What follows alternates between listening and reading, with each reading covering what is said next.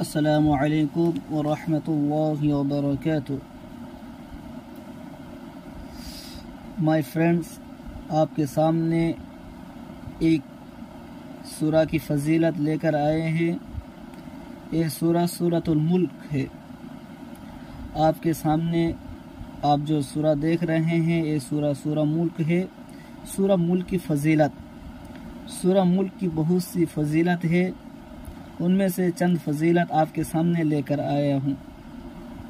سورہ ملک، تبارک الذی بیدہ الملک، کثرت سے پڑھا کرے اور اس کو پڑھ کر مرنے والوں کو ثواب بھی پہنچایا کرے، اس لیے کہ حدیث شریف میں بہت اس کی فضیلت آئے ہیں۔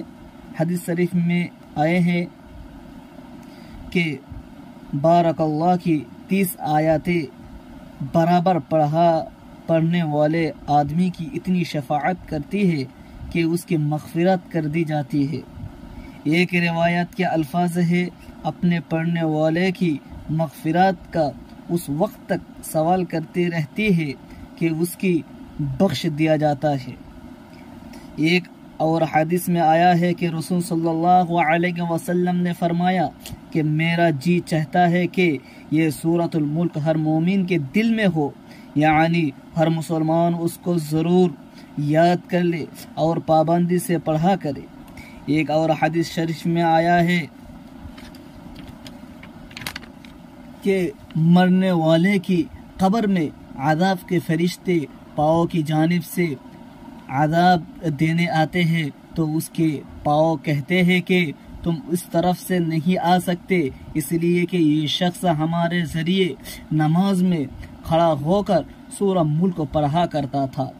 پھر سینے کی طرف سے پیٹ کی طرف سے آتے ہیں، وہ بھی اسی طرح روک دیتے ہیں۔ پھر سر کی جانب سے آتے ہیں کہ غرض ہر اعضاء یہی کہہ دیا جاتا ہے تم اس راستے سے نہیں آ سکتے، اس لیے کہ یہ شخص ہمارے ذریعے سورہ ملک پڑھا کرتا تھا۔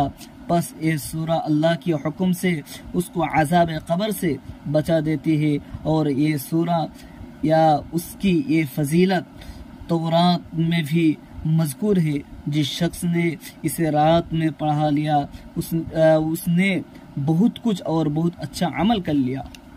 تو آپ کے سامنے یہ سورہ ملک کی فضیلت بیان کیا ہے، دوبارہ بیان کر رہا ہے، آپ اس کو یاد کر لیجئے۔ سورہ ملک، تبارک الذی بیدہ الملک، کثرت سے پڑھا کرے اور اس کو پڑھ کر مرنے والوں کو ثواب بھی پہنچایا کرے، اس لیے کہ حدیث شریف میں آیا ہے کہ بارک اللہ کی 30 آیاتیں برابر پڑھنے والے آدمی کی اتنی شفاعت کرتی ہے کہ اس کی مغفرت کر دی جاتی ہے۔ ایک روایت کے الفاظ ہے، اپنے پڑھنے والے کی مغفرت کا اس وقت تک سوال کرتی رہتی ہے کہ اس کی بخش دیا جاتا ہے۔ ایک اور حدیث شریف میں آیا ہے کہ رسول صلی اللہ علیہ وسلم فرمایا کہ میرا جی چاہتا ہے کہ یہ سورۃ الملک ہر مومن کے دل میں ہو، یعنی ہر مسلمان اس کو ضرور یاد کر لے اور پابندی سے پڑھا کرے۔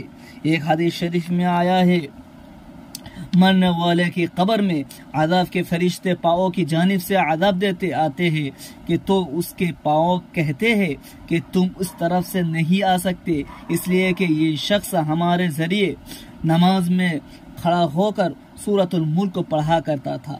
پھر سینے کی طرف سے پیٹ جانب سے آتے ہیں، وہ بھی اسی طرح روک دیتے ہیں۔ پھر سر کی جانب سے آتے ہیں، غرض ہر اعضاء یہی کہہ دیتا ہے تم اس راستے سے نہیں آ سکتے، اس لیے کہ یہ شخص ہمارے ذریعے سورہ ملک پڑھا کرتا تھا۔ پس یہ سورہ اللہ کے حکم سے اس کو عذاب قبر سے بچا دیتی ہے، اور یہ سورہ یا اس کی یہ فضیلت تورات میں بھی مذکور ہے۔ جس شخص نے اسے رات میں پڑھا لیا اس نے بہت کچھ اور بہت اچھا عمل کر لیا۔